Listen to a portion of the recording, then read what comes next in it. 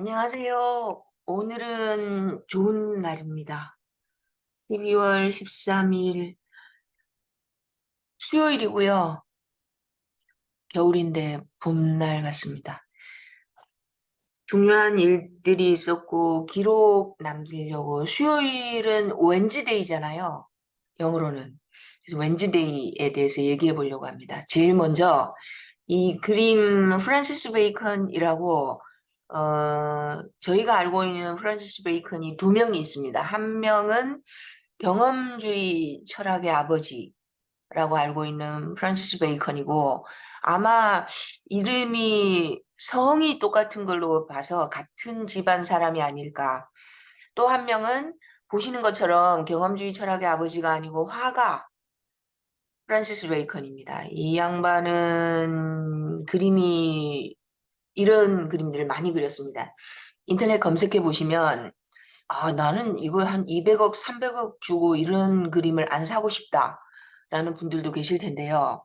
오늘 말씀드리려고 하는 거는 오늘 제가 가장 아, 아끼는 사랑하는 두 분이 중요한 일을 치르셨습니다.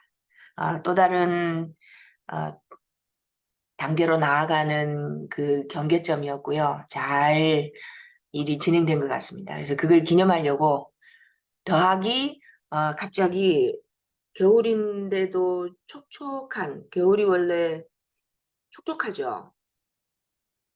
예, 겨울임에도 불구하고 촉촉한데 그래서 상처받지 않을 권리 아니면은 요즘 이제 나이가 든다는 거는 작아지는 것 같아요. 그래서 작은 말에도 상처받고 한번 아픈 말 듣고 나면 짧게는 한 일주일, 길게는 한 여러 달 이렇게 가죠. 그래서 이제 그런 경우가 있어서 오늘은 이제 프랜시스 베이컨의 그림을 중심으로 어, 말이나 글로 전달하는 거는 굉장히 어렵습니다.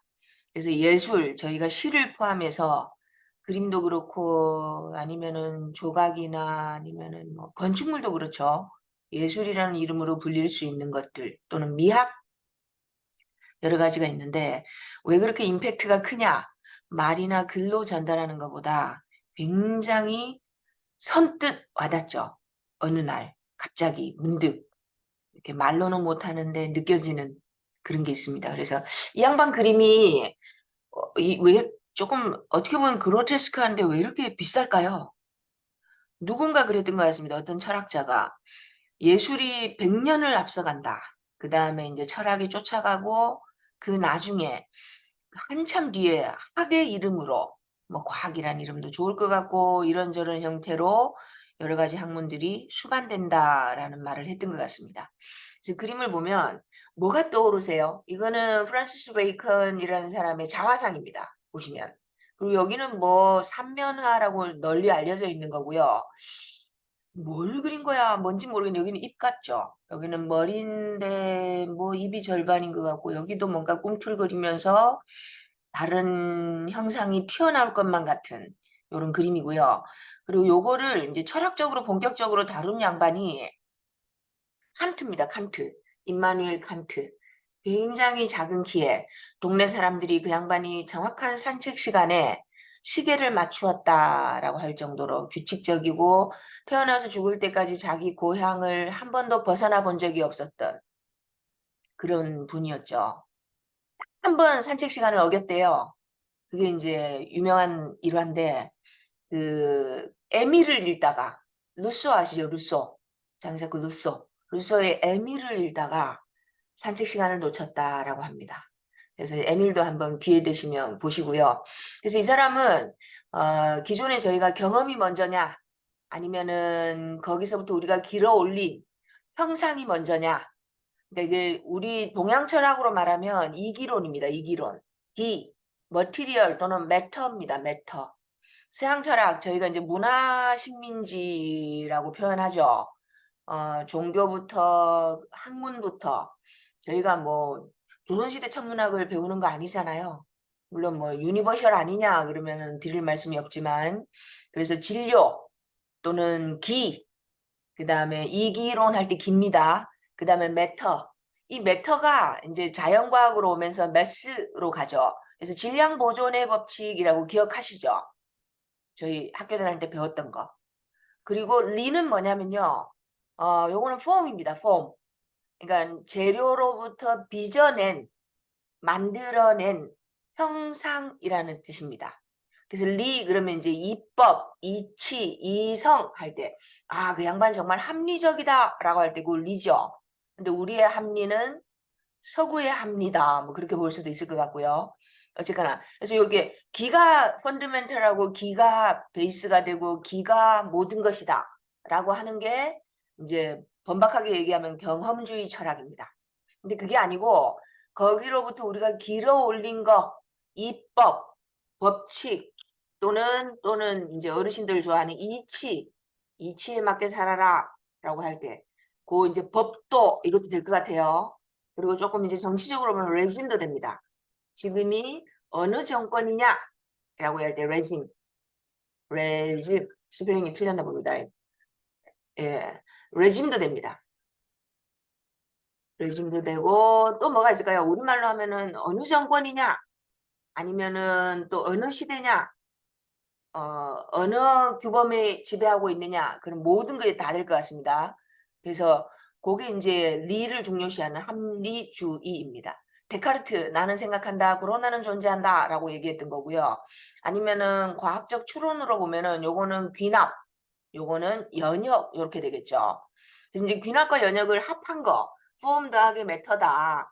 저희도 왜 율곡 선생님하고 퇴계 유황 선생님하고 이기론, 주리론, 주기론 기억나시죠? 학교 다닐 때 역사 시간에 주기 이제 기가 주가 되고 그 위에 입법이 타고 오른다. 그러면 또 거꾸로 볼 수도 있죠.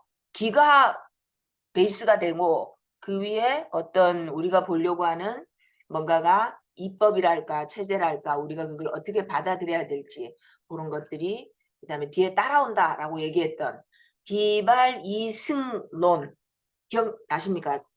주대성 선생님이 얘기하셨던가? 네가 먼저고 먼저 발동을 하고 그 위에 네가 하고 오른다 이렇게 요런 것도 있었죠. 하여튼 요거를 서양적으로 말하면은 경험주의 또는 합리주의 이렇게 볼 수도 있을 것 같습니다. 그래서 이거를 이제 변주가 됩니다. 여러 가지로. 이제 자연과학에서 보면은 기에 해당하는 게 카오스입니다. 카오스. 카오틱하다 하면 무질서라고 번역되는 거 있죠. 근데 거기서 질서 잡아놓은 게 코스모스입니다. 코스모스. 코스모스 하면은 떠오르는 단어 있으시죠? 코스메틱. 화장품이라고 할 때.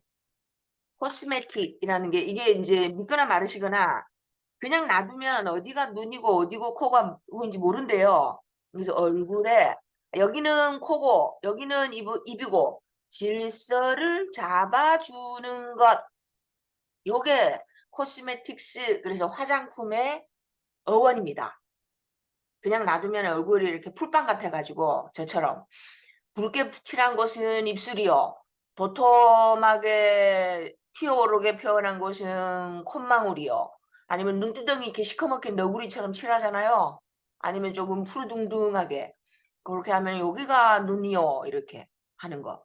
그래서 코스메틱스 그래서 카오틱한 얼굴에 풀빵 같은 얼굴에 질서를 잡아준다. 그래서 코스메틱스라고 화장품이라는 게 나왔고요. 요즘은 뭐 누구도 경험론만 또는 합리론만 고집하지 않죠. 그래서 경험주의와 합리주의를 결합한 거. 그래서 뭐라고 부릅니까? 가설 연역이라고도 부르고 또는 칸트 선생님이 처음에 그 말씀을 하셨어요. 하도 경험주의와 경험 철학과 합리 철학이 치고받고 싸우니까 두 개 다 필요하다.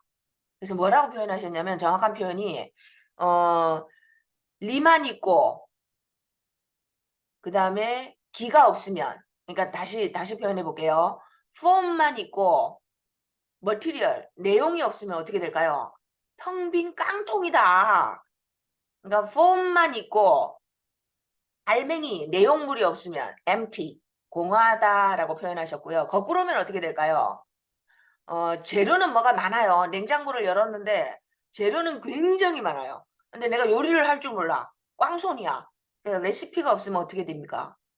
맹목적이다 이렇게 되죠. 블라인드, 눈을 가리고 열심히 뛰어가는, 그럼 온갖 종류의 고급 재료를 가지고 먹도 못하는 거 만들잖아요. 레시피가 없을 때. 거꾸로면 어떻게 될까요? 어마어마한 레시피를 끝내주는 요리 비법을 갖고 있는데 냉장고를 열었더니 아무것도 없어요. 그러면 어떻게 됩니까? 공허하죠. empty.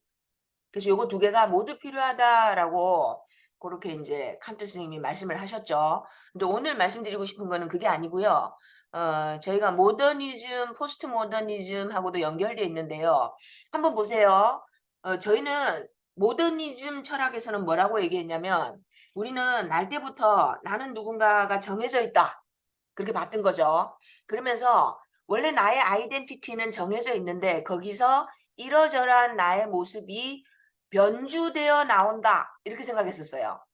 다시 말씀드리면 나는 누구다라는 게 이미 저는 태어날 때 응애 하고 태어나는 순간 어떻게 됩니까? 너는 어느 집안의 기집애네? 낳고 보니? 그리고 또 뭐 저기 뭡니까?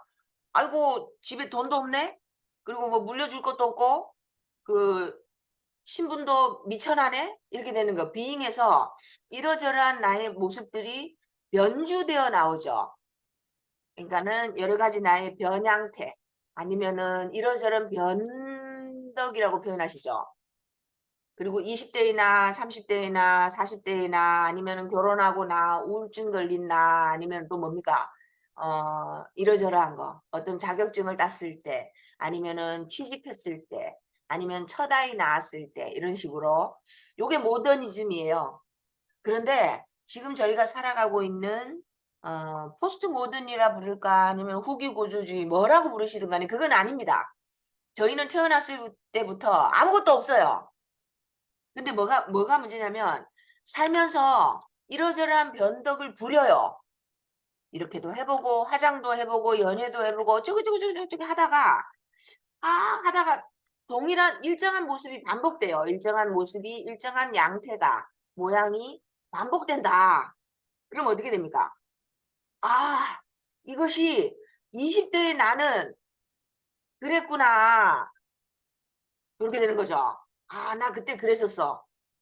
또는 이제 결혼하고 30대 아니면은 또 어떻게 됩니까? 뭐 첫 아이 낳고 그랬을 때 30대의 나는 그랬었구나. 다시 말씀드리면 모더니즘이라고 이렇게 퉁치기는 좀 그렇지만요. 그때는 뭐라고 했냐면요.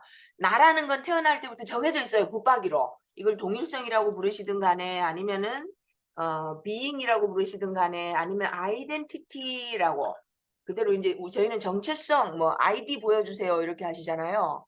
정체성이라고 번역하셔도 될 것 같고 철학 용어로는 동일성이라고 번역하셔도 될 것 같고 거기서 나의 이러저러한 다른 모습이 나온다. 술 먹었을 때 아니면은 뭐 결혼식 날 아니면은 실연 당했을 때 뭐 그런 거 있잖아요. 그래서 이런 베리에이션이 나온다라고 봤었다면 지금은 아닙니다. 저희가 뭔가를 자꾸 차이나는 저기 뭔가를 하다가 보면 그중에 어떤 동일성이 길어져 나온다는 거죠. 길어 올리다라는 거 있죠. 여기 있죠. 차이들이 생겨나는 와중에 어떤 동일성이 반복되어 나온다는 거죠. 이거를 이제 들레즈라는 사람은 들레즈는 뭐라고 표현했냐면 바다 위에 저희가 알고 있는 저희의 잠재성은 바다예요, 바다. 바다라는 거대한 잠재성 속에 파도가 치다가 어쩌다가 섬이 만들어진다는 거죠. 어쩌다가. 그러니까는 내가 무엇이 될지 모르는 거대한 잠재성의 바닥 위에 이제 들레즈 용어로는 잠재성이라고 부릅니다. the virtual. 무엇이든 될 수 있잖아요. 근데 뭔가 이렇게 같은 짓을 반복하다 보면 이러저러한 반복을 하다 보면 그럴 때 있으시죠? 나 고등학교 때 이랬어.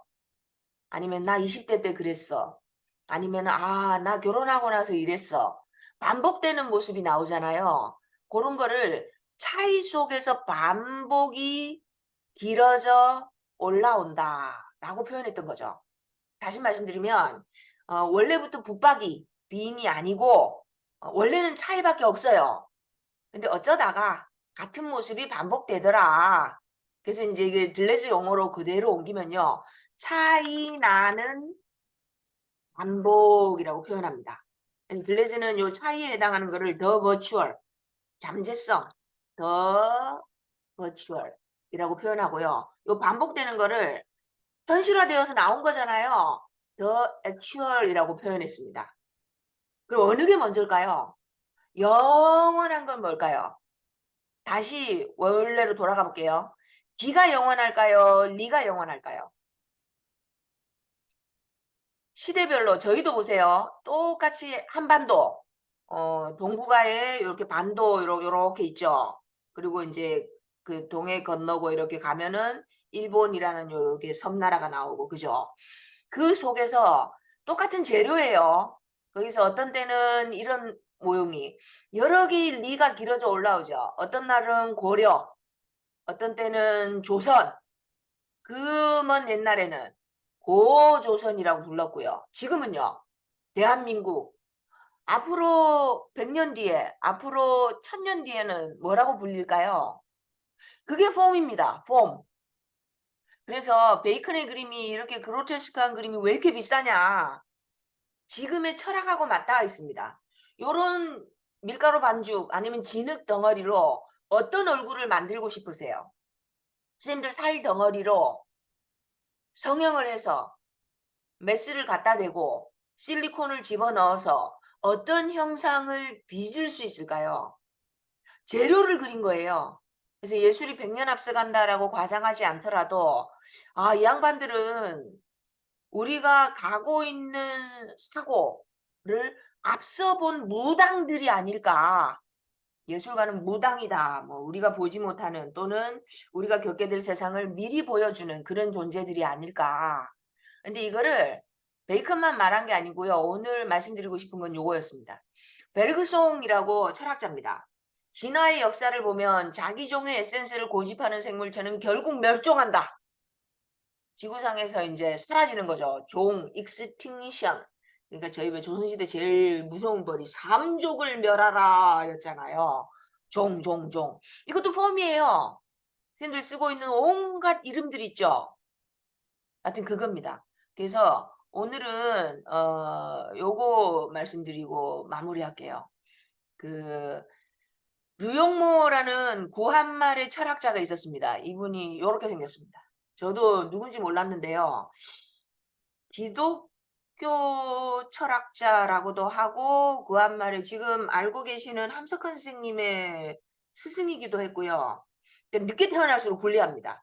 그래서 함석헌 선생님이 그랬나 어느 분이 그랬죠. 늦게 태어나는 인간들은 앞선 사람들이 남긴 상징 지옥에 빠진다.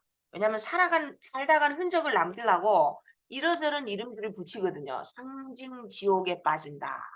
이렇게도 표현했었는데 어쨌거나 구한말의 철학자신데요. 이분이 그 말씀을 했습니다. 모든 있는 것들이란 없음에서 생겨나와서 잠시 있다가 사라진다. 없음이 뭘까요? 이게 매터입니다. 매터. 매터. 여기 잠재성의 바다라고 들레즈가 표현한 거 있죠. 그리고 저희가 거기 이런저런 이름을 붙여요. 아까 말씀드린 것처럼 어떤 정권일 수도 있고 국가 이름일 수도 있고 아니면 그 각자에게 주어진 이름 있죠. 이름. 남자 여자도 붙여진 거죠. 모든 formality, 모든 이름들 철학자에 따라서 어떤 날은 도라고 부르고 저희 성리학에서는 또 리라고 부르고 어떤 경우에는 성이라고 부르고 어떤 경우에는 이제 뭐 하이데거 같은 사람들은 존재라고 부르고 어떤 경우에는 실체라고 부르고 어떤 경우에는 누구누구 정권이라고 부르고 어떤 때는 대한민국 이렇게 이름 붙이는 거 있죠. 근데 펀더멘탈은 뭡니까? 없는 거죠. 이름 붙여지기 이전, 이름 붙이기 이전. 그래서 이거를 뭐라고 표현했냐면 류용모 선생님은 없이 있습니다. 없이 있습니다. 라고 표현했습니다. 그래서 여기 다시 한번 보시면 우리가 길어올린 폼 있죠. 하다못해 저희는 지금 호모종이잖아요. 호모 에렉투스, 호모 사피엔스 이렇게 되잖아요. 호모종도 종들의 출몰 과정에서 지금 여기 우세 종이죠. 도미넌트 스피시즈. 근데 저희가 영원할까요? 여기 here and now라고 지금 우세한 종일 뿐이죠. 그리고는요. 한 1억 년 뒤에는요. 다른 종이 나오겠죠. 다른 종이 출몰하겠죠. 재밌는 얘기 해드릴게요. 종이 영어로 스피시즈잖아요. 영어 단어는 어근이 2개입니다. 히라브 아니면은 라틴어죠.